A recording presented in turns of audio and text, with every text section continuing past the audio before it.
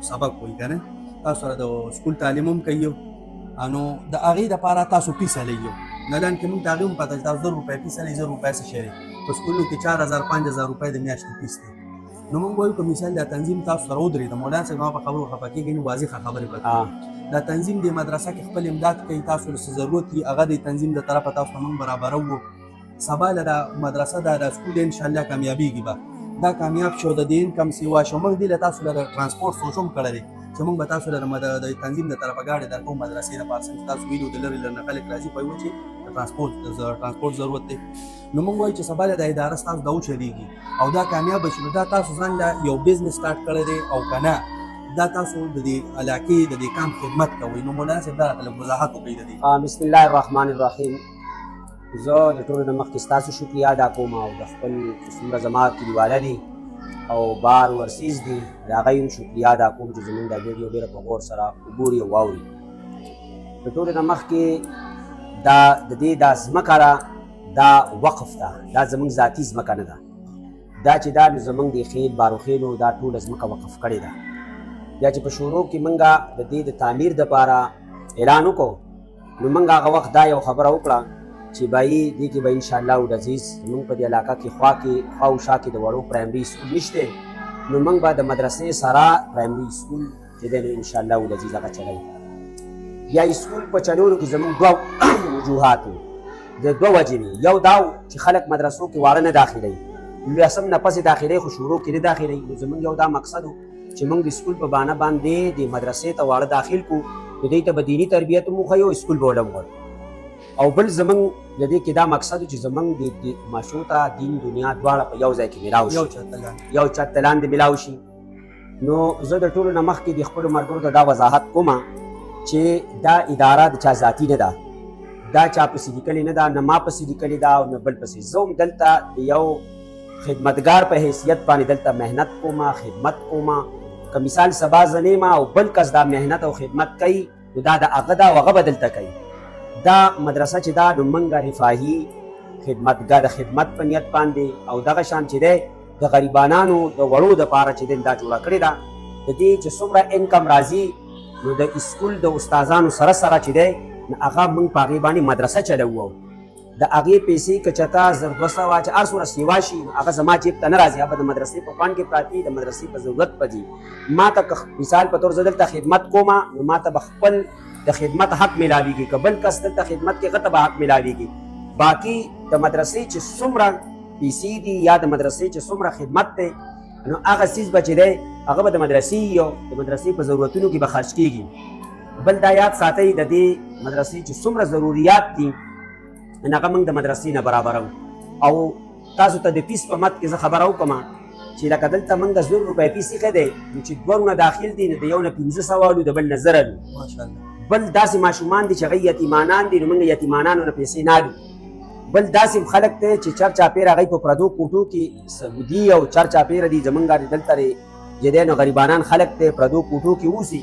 نو موږ هغوی سره د هغوی د حال مطابق معامله کړې ده کله یو سړي وس نه رسي نو موږ د هغه سره فیس کې کمی کړی دی بل دا چې زما دا کوشش دی دا غریبانان خلک دي زه دوی له فری کتابونه راوړم دلته او فری کتابونه وله ورکوم بل دا چې څومره موږ د فیس جمع کېږي هغې د استادانو د سکول د استادانو تنخواګانې هم ورکوو دې پره چې د مدرسې د استادانو تنخواګانې هم ورکوو بل دا چې په سکولونو کې کله امتحانات وي نو د هغې امتحاناتو دپاره هغوی پیسې جمع کوي 3.5 څلور روپۍ چې دلته د امتحاناتو صرف جمع کوي موږ د هغې ماشومانو نه د دوی د امتحان پیسې نه الو دوی له ځکه هغه د خپل جیب نه د مثال د مدرسې د فنډ نه راړمه د دوی پرچې چې زه چاپ کوم هم د مدرسې د فنډ نه چاپ کوم نو دې باندې دا ټول بلکې تر دې پورې چې اوس موږ دا اراده کړې ده چې دلته به زه میډیسن نه اړم زما یو ملګری ډاکټر دی نو هغه به د مدرسې ماشومانو له فری علاج کوي او چې څومره پیسې نو هغې باندې میډیسن موږ د دې مدرسې د ماشومانو له ورکوو او د هغوی والدینو ته به انشاءالله وایي چې دا دوایانې به د هغوی استعمالوي نو موږ په دې کې چې دی نو بھائی دا یو کاروباري اداره نه ده دا یاد ساتئ دا د الله د رضا دپاره جوړه شوې اداره ده او په دې چې دا څومره ستاسو پیسې خرج کېږي دا به د الله په لار کې خرج کېږي د یو مدرسې او دین او د دنیا ستاسو د خپلو خلکو دپاره او د دین دپاره به خرج کېږي دا خبره ما مخکې مولانا صاحب سره کړې وه دین یو څو ورځې مخکې زه راغلی مولانا صاحب سره ملاو شوی ما ورته مولانا صاحب لکه مثال دا تاسو یو بزنس سټارټ کړی یو نو مولانا صاحب هغه ټایم ما ته وضاحت وکړه چې ما پسې 2-3 کسان راغلي د کاروبار د شریکولو لپاره، خو دا زه اضافي پیسې په دې کې نه لرم. زه بې په لنډو د خلاصه کړم چې مولانا صاحب وایي چې مثال زموږ د مدرسې د میاشتې 80,000 روپۍ راغونډې شي او په هغې کې 40,000 زموږ د استادانو تنخواګانې شي. لکه مثال خبره کوم نو دا 20,000 چې کومې پاتې شي نو دا موږ په مدرسه لګوو. بل مولانا صاحب دې کې یوه هم خبره وه زما په زړه کې، مثال ستاسو مدرسه کې د میاشتې 1,00,000 روپۍ راغونډې شوي او ستاسو دا 80,000 ولګېدې او زموږ مدرسه برابري دې کې د پیسو د لګولو څه دغه نه، نو تاسو خو د وړو نه 1,000 روپۍ فیس لري او ته ما ووایي چې عام سکول ته ځي نو هم 3-4,000 روپۍ فیس لري، نو دا پیس به تاسو کمولی شي چې لکه مطلب تاسو ته کله انکم سیوا شي. که موږ ته داسې وشو که دا خدای پاک موږ له داسې ملګري راکړو چې هغوی وایي چې بایي د مدرسې د استادانو دا تنخوا موږ ورکوو او د مدرسې ضرورتونه موږ ورکوو، خرچ پوره کوو، نو موږ د دې ماشومانو دا پیس هم نه اخلي. دا یو خبره دا ده ډومبی. بل دا دی چې نن سبا دلته مهنګایي ده، نو په پرایویټ ادارو کې خلک دا یو کوشش کوي چې هغوی د استاز له کم نه کمه تنخوا ورکوي. زه به درته نن سبا د خپل مدرسې آمد وایم، لکه نن موږ سره 65,000 روپۍ د مدرسې فیس جمع کېږي. 75 ماشومان دي، د 75 ماشومانو تقریبا 65-64,000 روپۍ دا ما دي کړي دي. لکه موږ ایپ جوړ کړی دی، هغې کې باقاعده یو شیز نوټ کېږي، هر یو شیز. زمونږ د استادانو تنخوا 62,000 روپۍ ده.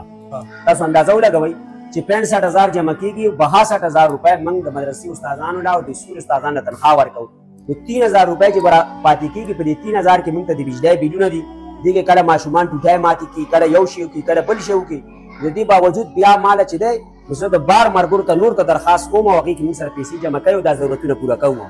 انشاءالله دا خو به خدای برابروي که نه چې د 65 ته ورسېدو نو دا به خدای پاک مخکې هم وځي که نه. موږ صرف دا وضاحت کوو چې آیا دا تاسو کاروبار سټارټ کړی دی یا مدرسه. هغه تاسو وایي چې موږ د الله د رضا لپاره اړه یو.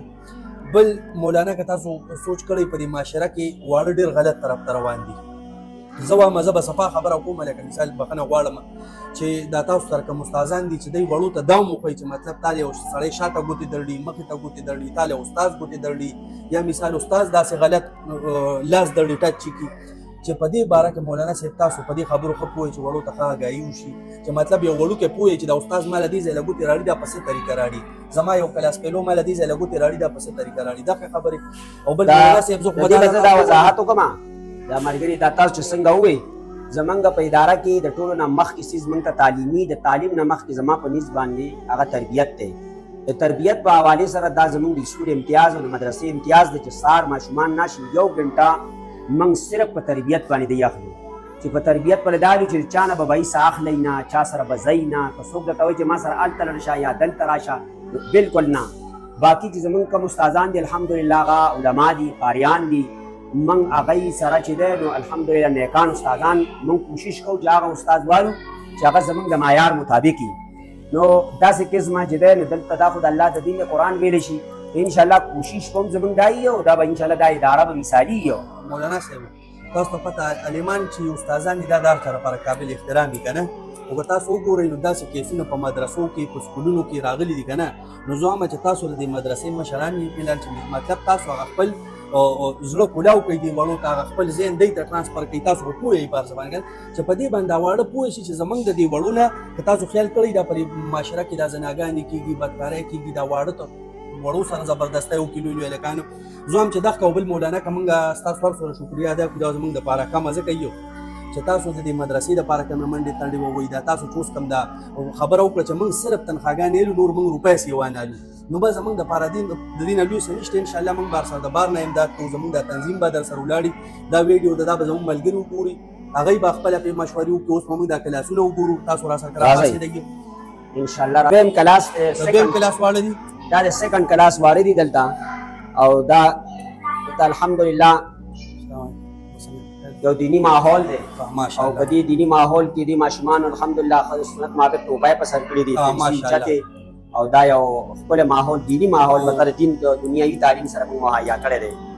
بل مولانا صاحب دا هم د دې مور پلار دپاره ډېره اسانه شوه چې وړو ته د یو چرته لاندې دیني او دنیایي تعلیم دواړه میلاویږي. مور پلار سره بېغم نه یو چې تاسو کور ته لاړ شئ او بیا سکول ته راشئ، بیا جومات ته لاړ شئ. او دا ما چې د کومه خبره وکړه مولانا د وړو د پوهه کولو دا به تاسو ځان له بیا پوهه کوئ انشاءالله. صحیح ده کښېنئ ښه ګلونو صحیح ده کښېنئ. دا څو کلاسه دي مولانا صاحب؟ دا 4 کلاسه دي. 4 کلاسه 4 کلاسونه دي دې وخت کې موږ سره، او دا به کال لا بیا نور هم ډېرېږي انشاءالله. دا پلی کلاس دی موږ سره ماشاءالله ماشاءالله. دا د پلی هغه السلام ماشومان علیکم ماشومانو. چې بالکل هغه ابتدایي ماشاءالله. دا راشي زمونږ د کیمرامین که تاسو ته وښیي السلام علیکم چې دا دوره واړه دي چې په کور کې دوه واړي که نه نو مور پلار د دې پوزې نه ځونډي. او ماشاءالله مولانا صاحب دا واړه دلته کې ځان سره کنټرول کړي دي، دپاره یې استادان نیولي دي. او دا واړه ساتل چې دا ډېر ګران کار دی. او دا د یو چت د لاندې دی به کور ته نه ځي، د سکول سبق ختم کړي تر مازدیګره پورې به دیني تعلیم کوي. ماشاءالله ټولو ټوپۍ په سر کړي دي. زنده باد زنده باد. ښه کښېنئ بچې. ماشاءالله مولانا صاحب ولا داسې کار کړی دی که نه چې دا پنځم کلاس دا پنځم د دې ته به هم لږ ورشو. او دا تر پنځم کلاسه پورې دي. السلام علیکم. دا ښه پنځم کې تاسو سره څلور واړه دي؟ څلور واړه دي. ښه نه دا هغه ماشومان دي چې د دوی پلارانو دا راوستو نو د دوی د اول قابل هم نو دلته موږ ورسره اول کې محنت کوو د پنځم نو بیا موږ واپس پنځم ته راوستو. الحمدلله اوس د انګلیش هم ویلی شي، د اردو هم ویلی شي، د ریډینګ هم کولی شي او لیکل هم کولی شي انشاءالله. دا د فسټ کلاس طالبان دي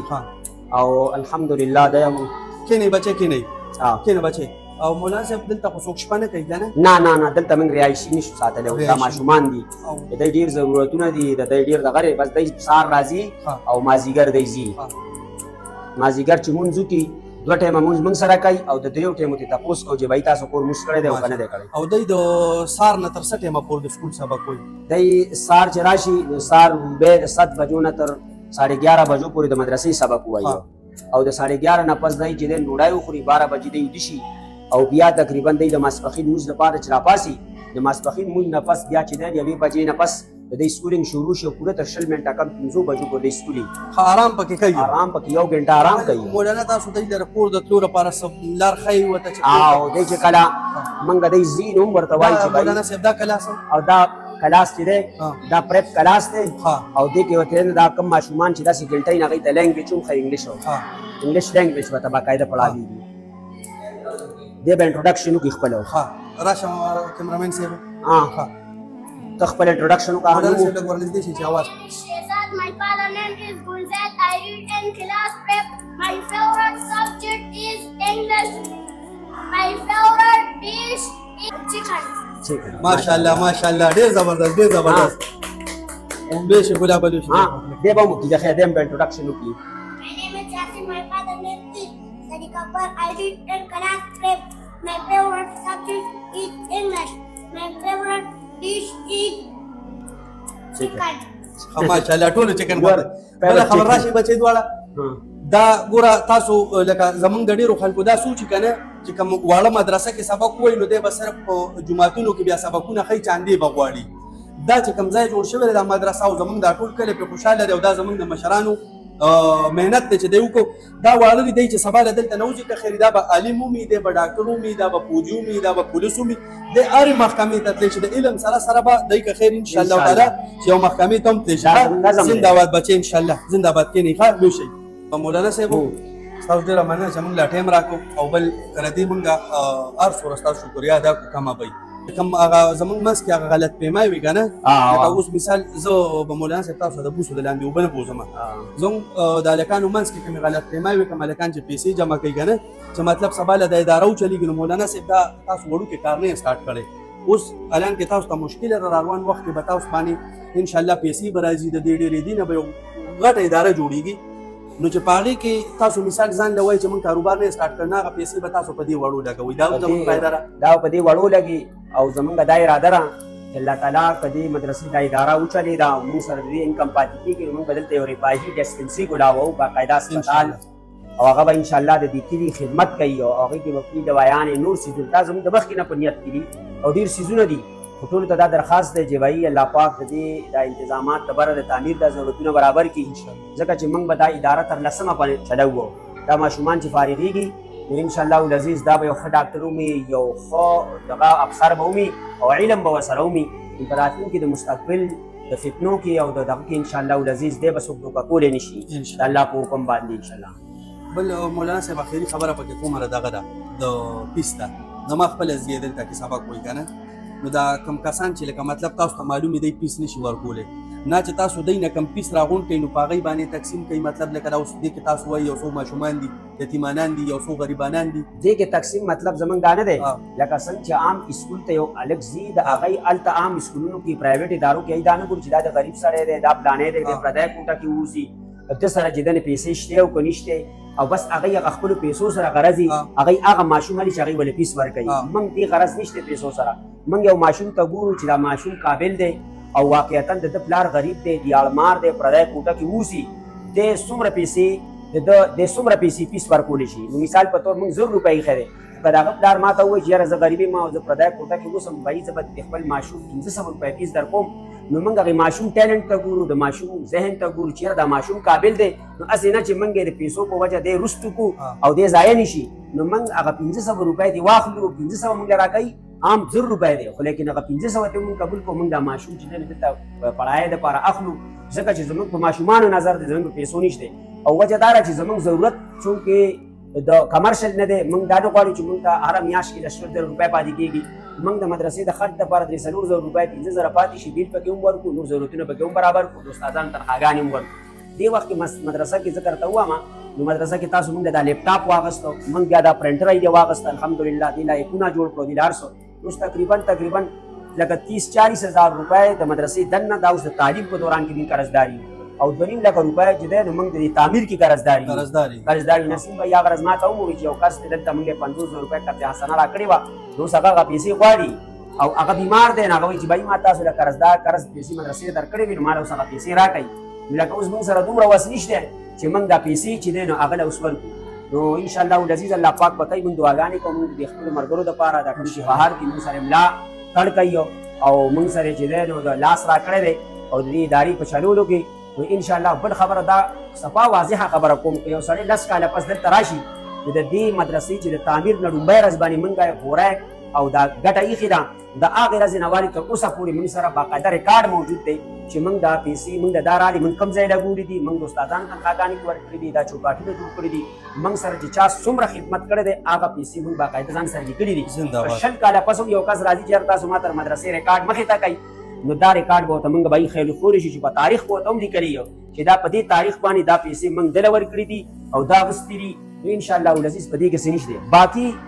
دا مدرسه را لکه څنګه چې تاسو بار بار وایي لکه چې دلته پیسې نو موږ کوشش کوو چې موږ دومره پیس کیدو چې زموږ نارملي بس خرچه برابر شي بس د هغې نه سیوا موږ نه کړو که دا مدرسې دا څومره تعداد تر لسمه زیاتېږي نو دومره به ورسره چې دی انشاءالله استادان هم زیاتېږي ضرورتونه به هم زیاتېږي نو زموږ به کوشش وي چې موږ ته پیسه نه پاتې کېږي بس چې څومره راځي دومره خرڅ کېږي هغه عمره به د خلکو نه الو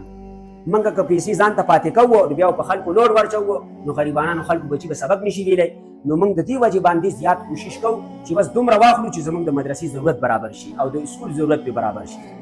مولانا صاحب دا مطلب دی چې که موږ خپلې تنخواګانې تیلو نورې پیسې به موږ په دې مدرسه کې لګو چې په مدرسه کې نه لګي نو موږ به وړو ته پیسونه کمو مثال 100 روپۍ دی چې موږ له کسان سیوا شي موږ بیا 800 کوو 900 به کوو موږ وایو چې وړو ته صرف تعلیم ورسي بل مولانا صاحب زه بخښنه غواړم نو ما په دې خبرو باندې خفه نه شي ما درنه یو څو تپوسونه وکړو لکه زموږ ملګري ډېر دي نو هغوی ګوري نو ما چې لکه هغوی ته هم وضاحت وشي چې لکه د تنظیم په یو طریقه رواني څنګه چې تاسو وایئ چې موږ سره ریکارډ کوو که نه داسې موږ هم د تنظیم ریکارډ ساتو بل په مشوره باندې کار کوو زموږ تقریبا 63 ملګري یو نو زه هم چې ټولو ته پته ولګي چې دا څه حساب دی نو بس ډېره مننه په تنظیم په باره کې به زه ډېر ښه هرکلی د ټول ملګرو وکړم او الله پاک دې زموږ د کلي والا او دا زموږ د کلي والا منفرد چې دی نو دا یو اقدام دی چې د بار دلته او هلته ټول الحمدلله اتفاق سره دي او دا الله تعالی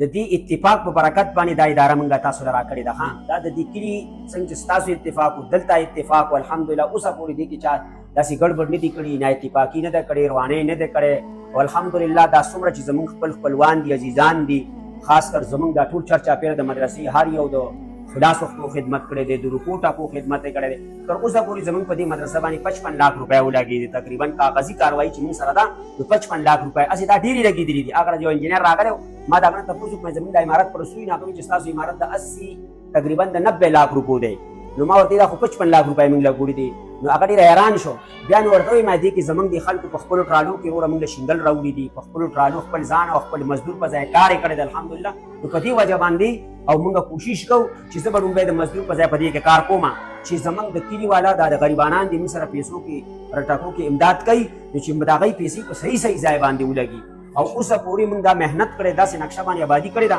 چې یو خښته به انشاءالله العزیز دې کې داسې نه لګي چې هغه موږ سبا لوړو او ماتو او د چا پیسې بې ځایه کېږي انشاءالله العزیز. مولانا صاحب ډېره مننه.